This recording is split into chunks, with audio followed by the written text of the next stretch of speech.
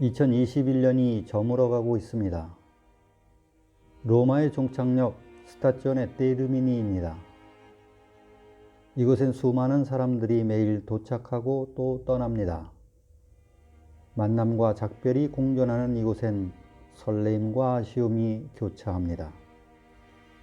이제 2021년이 가고 2022년이 다가옵니다. 코로나 종식을 기대하며 설레임으로 맞이했던 2021년은 아직 끝나지 않은 코로나로 씁쓸한 작별을 고하고 있습니다. 코로나 이전 이미 인류는 최악의 팬데믹을 겪었습니다. 100년 전에 발생한 스페인 독감입니다. 이것은 불과 2년 만에 당시 세계 인구의 3분의 1에 해당하는 5억 명을 감염시켰고 5천만 명 이상의 사망자를 낳았습니다. 일제강점기에 있던 조선도 인구 절반에 해당하는 750만 명이 감염, 14만이 사망한 것으로 기록되어 있습니다. 사회적 거리두기 개념이 당시에 이미 있었고 마스크도 착용했습니다. 학교, 공연장, 극장, 종교 모임 등 집단 모임이 금지됐고 대중교통 이용 제한령도 있었습니다. 당시 자료 사진을 보면 마스크를 쓰고 있거나 심지어 야구 선수들이 마스크를 쓴 채 경기하는 모습도 볼 수 있습니다.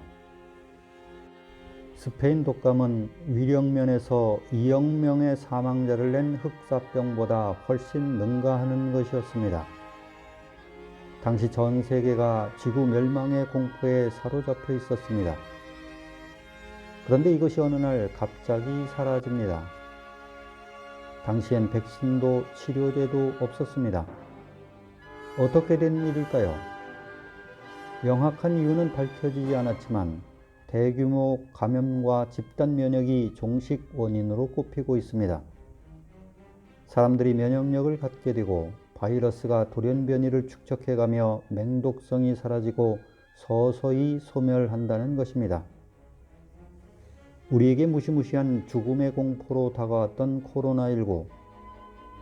그러나 이제는 중증 환자가 줄며 그 위력이 서서히 소멸돼 가고 있습니다.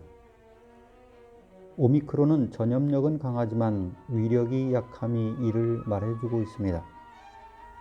코로나는 이제 인간과의 공존의 길을 택하고 있습니다. 어찌 보면 인간보다 바이러스가 더 현명한 듯합니다. 사실 스페인 독감은 사라진 것이 아니었습니다. 홍콩 독감으로 코로나19로 이어져 오고 있던 것입니다. 코로나를 통해 하나님이 우리에게 주는 경고는 인간의 교만입니다. 현대 인간은 복제 인간에 이르기까지 바벨탑보다 월등히 높은 탑을 쌓았습니다. 이제 그 탑이 무너지고 부서지고 낮아지고 엎드려져야 합니다. 2021년이 플랫폼을 떠나가고 있습니다.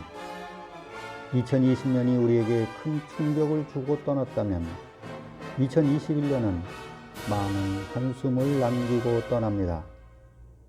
아리베데르치, 잘 가십시오. 2021년, 이제 곧 2022년 열차가 도착합니다. 벤베누토, 어서 오십시오. 2022년. 이사야 43장 18, 19.